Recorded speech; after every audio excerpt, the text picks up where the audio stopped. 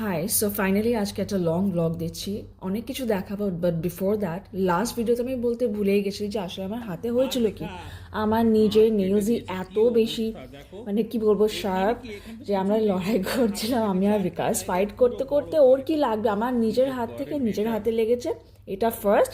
আর second যেটা দেখলে থাম ফিঙ্গার, সেটা সেকেন্ড।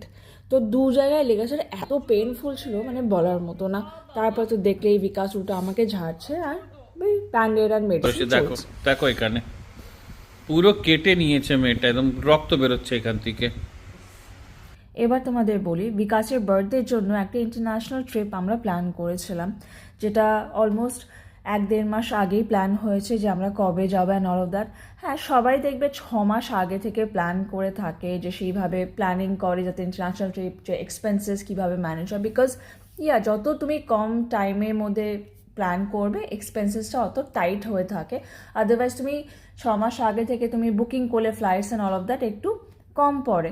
বাট আগেন আমরা সবসময় এরকমই হয়, আমরা যত ইন্টারন্যাশনাল ট্রিপ করি সব এরকমই, খুব কম টাইমের মধ্যে আমরা প্ল্যান করতে পছন্দ করি। তার সাথে এই প্ল্যানগুলো আমরা কোনো এজেন্সি থ্রু বা আমরা কোনো ফ্রেন্ডসরা মিলে ঘুরতে যাই না, সোলি লাইক ফ্যামিলি ট্রিপ আমরা করি।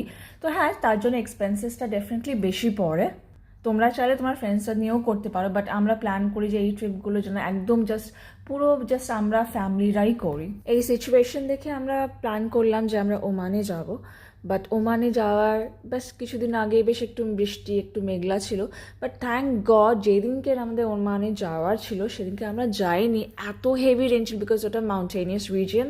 আর খুব বেশি প্রবলেম হলো আমরা শুনতে পেলাম, আর ভাবলাম যে ও থ্যাংক গড আমরা যাইনি। দিন দিন আমাদের ছুটিগুলো তো শেষ হচ্ছিল, যেটার জন্য মুড মানে খুব বেশি খারাপ ছিল। আর যে বিকাশের যে বার্থডে প্ল্যানিংটা করে আমার মুড এত খারাপ মানে বলার মতো নেই। স্টেকেশনে যাওয়ার প্ল্যান হলো, বাট স্টেকেশনে বিচ সাইডে যাওয়ার একদমই কোনো কোয়েশ্চেনই আসে না। তো স্টেকেশনটা আমাদের আপাতত ক্যান্সেল হলো। আর আমি ডিসাইড করলাম যে ফ্লাওয়ার কেক আর ডেকোর আমার নেওয়ার আছে, কিছু নিয়েছিলাম আর কিছু বাকি ছিল, বললাম ওটা নিতে যাই। বিকাশ হঠাৎ করে আমাকে বললো let's go for sunset view, is it? আমি বললাম লেটস গো দেন।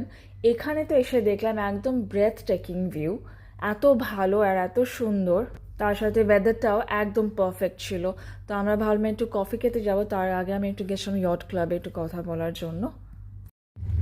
এটা হলো দুবাই হার্বার লোকেশন, বুঝতেই পারছো কত সুন্দর দেখতে।